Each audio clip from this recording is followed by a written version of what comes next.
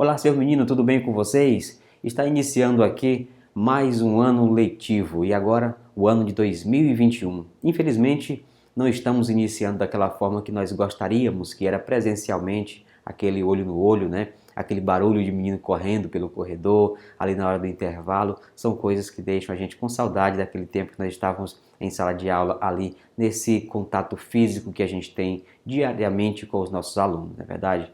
Mas já que a situação é essa, vamos aqui então com esta aula online. Eu aqui, vocês aí em casa, no conforto da casa de vocês, e nós vamos com certeza crescer muito este ano em conhecimento durante todo o curso do 8º ano aqui com vocês, tá certo? Vamos para a aula então?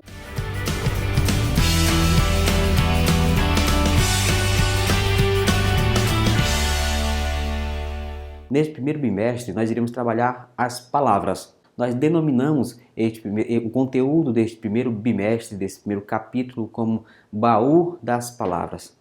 Você já parou para pensar na importância que as palavras têm para nós? Você já parou para imaginar a força que as palavras têm? Como elas são usadas para destruir, construir, para ensinar, para enganar, para disfarçar, para mascarar, para separar, para reunir, para unir pessoas.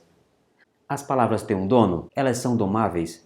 Elas são fáceis ou elas são difíceis? As palavras, elas condenam ou absolvem? Nós vamos para um texto agora que eu acho muito interessante e que vai nos fazer refletir sobre a importância das palavras, tá certo? O texto chama-se O Enigma da Esfinge e o Oráculo de Delfos. Vamos à leitura então, olha só. A esfinge era um monstro mitológico com a cabeça de mulher, corpo de leão e asas de águia. Essa tradição mitológica originou-se no Egito e passou para a Grécia. Sua principal estátua ficava no templo de Apolo, no chamado Oráculo de Delfos. Esfinge é uma palavra do Egito arcaico que significa apertar a garganta até sufocar ou mesmo asfixiar. Já oráculo é uma palavra em parte grega e em parte latina que significa profeta, adivinho. Delfos era um local sagrado onde Apolo, o deus da luz e das profecias, era consultado por meio de sua grande sacerdotisa, chamada de Pítia ou Pitonisa, nome que quer dizer aquela que vence a escuridão. A esfinge era famosa por seus enigmas, mas todos tinham uma mesma finalidade: decifra-me ou te devoro. Ou seja, aquele que não os decifrasse era por ela devorado. Um desses enigmas, muito conhecido, era mais ou menos assim: o que é o que é? De manhã anda de 4, ao meio-dia sobre 2 pernas e pela tarde com 3 pernas. Você saberia dizer a resposta desse enigma? Bom, eu vou deixar essa pergunta para responder na próxima aula, tá certo? Nós vamos deixar e você vai pensar, vai conversar com alguém, ver se vocês conseguem decifrar esse enigma aí. Decifrando ou não, próxima aula eu trago aqui a resposta para vocês, tá certo? Bom, nesse contexto, nós podemos observar a importância da palavra nesse texto, pois as palavras podiam solucionar o enigma e permitir que a pessoa continuasse vivendo. No entanto, ela também poderia ser a sentença de morte daquela pessoa. Nesse caso, as palavras tinham o poder de destruir a vida de alguém. Observe agora esse outro texto aqui, de José Paulo Paes. Olha só o que diz o texto. O tema é letra L. O L é uma letra louca e faz a uva andar de luva. Transforma a nota Mi em mil. Cabra descobriu o Brasil. Percebeu a brincadeira que o José Paulo faz com esse texto, falando sobre a letra L? Vocês perceberam, por exemplo, essa aliteração que há aí no primeiro verso? O L é uma letra louca. Percebam outra coisa. Esse jogo que há no segundo verso, esse jogo de sons, que é o som do F com o V, e faz a uva andar de luva. Perceba também no último verso, nos dois últimos versos, na verdade, aquela combinação de sons no final do verso, que nós chamamos de rima. Por exemplo, transforma a nota Mi em mil, cabra descobrir o Brasil. Essa brincadeira aí que ele coloca nos sons das palavras nesse poema é bem interessante. E eu tenho outro texto também, que é do humorista Milô Fernandes. É também bem interessante como ele brinca com as palavras. O nome do texto é No Vocabulário. Tá certo? Acompanhe a leitura comigo aí. Observe, vou ler aqui as primeiras palavras que estão na parte superior do texto. Olha só, olha como está escrita a palavra espelho, de forma contrária, né? Que é simbolizando aí a forma em que a gente percebe as palavras através de um espelho. Você sabe que quando nós olhamos para o espelho, quando tem uma palavra na imagem, você percebe que ela está do lado contrário, né? Assim, está de frente para trás, como a gente costuma falar. Outra palavra aí é embaraçado, né?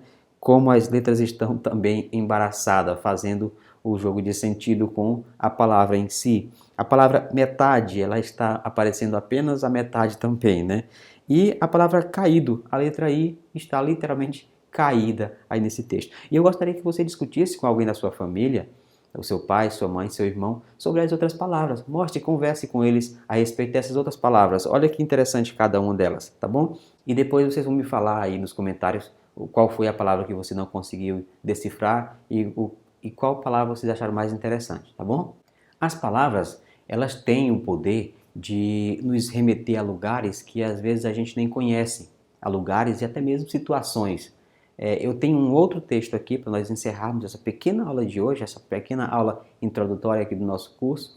Eu tenho um outro texto que vem falar exatamente disso. É um poema chamado O Passarinho, de Vinícius de Moraes, tá bom? Acompanhe comigo aí a leitura desse texto e você depois, quero que você faça a leitura em voz alta. Acompanhe comigo aí, olha só. Para que vieste na minha janela meter o nariz? Se foi por um verso, não sou mais poeta, ando tão feliz. Se é para uma prosa, não sou Anchieta, nem venho de Assis. Esse poema traz aí alguns versos rimando, e aí é uma conversa do autor com um passarinho que vem até a sua janela. Você interpretou exatamente o que ele quis dizer com este texto ao falar, por exemplo, que vieste faz da minha janela? Quem veio à sua janela? Lógico, o passarinho, né?